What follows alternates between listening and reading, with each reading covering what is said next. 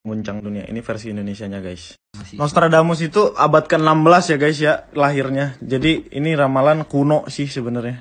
Ini aku buka sedikit sebentar ya buat kalian capture. Siapa tahu kalian kepo juga, ada beberapa yang pengen kalian lihat. Ini daftar isinya. Tolong pause aja videonya kalau kalian kepo. Aing masih banyak. Pedan.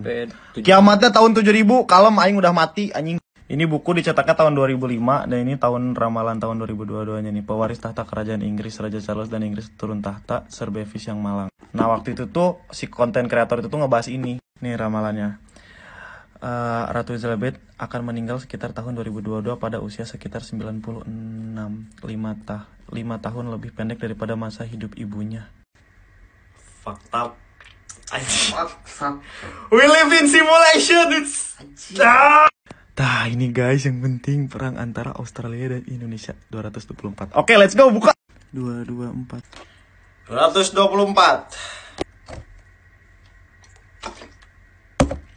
Australia bakal menyerang negara yang ada pelabuhan, jembatan dan tugu peringatan. Kita menyadari bahwa kita jelas-jelas di bawah menuju Surabaya, kota dan pelabuhan terbesar kedua di Indonesia setelah Tanjung Priok di Jakarta dan rumah bagi lebih dari 7 juta orang. Monumen terbesar di Surabaya, Tugu Pahlawan, adalah Tugu Peringatan.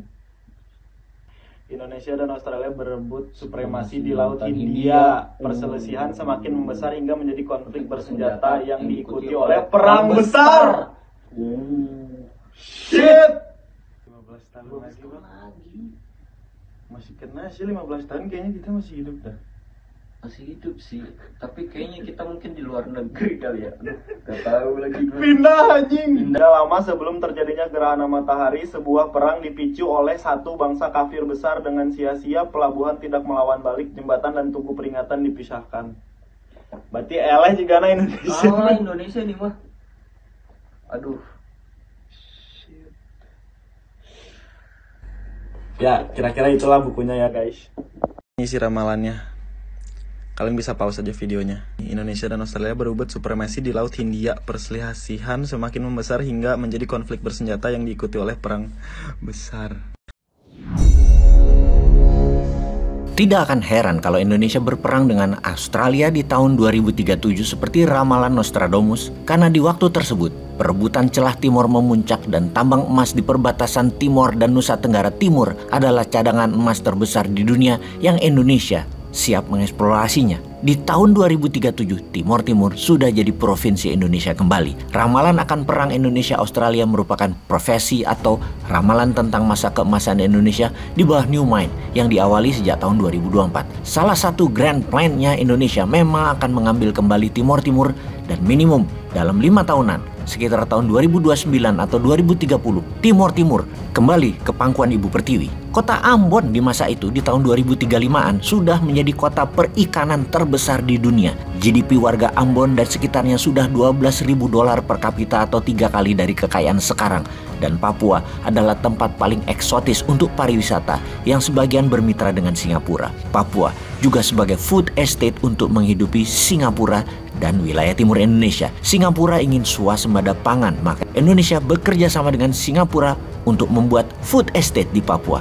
Kawasan ekonomi khusus food ada di sana. Bonus lainnya, Singapura juga membangun pariwisata di Papua. Dengan kompensasi lainnya yaitu listrik Singapura ambil dan beli dari PLTN, listrik tenaga nuklir Thorium Indonesia yang dibangun di Pulau Bangka. Uang warga Indonesia di Singapura yang berjumlah 5.000 triliun rupiah pindah ke Batam, di mana hal itu menjadikan Batam adalah sebagai gerbang maritim Indonesia beserta financial hub perluasan wilayah bekerja sama dengan Singapura. Kerjasama dengan Singapura menjadikan Singapura seakan provinsi Indonesia mirip Aceh, mirip Papua, mirip Timur Leste. Indonesia di tahun tersebut sudah menjadi raja ASEAN. Pembangunan ASEAN menggunakan Spice Mineral Road, semacam obornya Tiongkok, tetapi tidak pakai hutang, tidak pinjaman berbunga, namun pakai trading dan transaksi yang adil menggunakan underlying gold. Persis seperti zaman Gajah Mada menyatukan Nusantara, pakai gramasi emas alat tukar emas. 70% transaksi antar negara ASEAN sudah pakai gramasi emas. Di Indonesia sudah dual payment, bisa rupiah, bisa berat emas. Sudah 100%